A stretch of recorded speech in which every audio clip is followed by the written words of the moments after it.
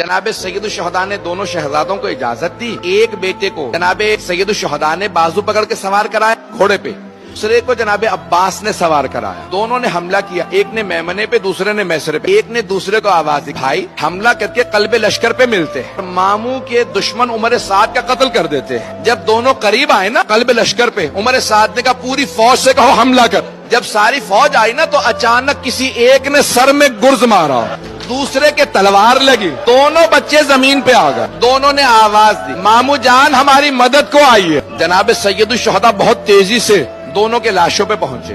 एक बच्चे में अभी रमक बाकी थी, दूसरे की शहादत हो चुकी थी। तो जब एक से जिसमें रमक बाकी थी ना, उन्होंने कहा मामू जान हमारी माँ को हमारा सलाम कह दीजिएगा। ये कहा अम्मा हम दोनों ने आपकी वसीयत पे अमल किया था।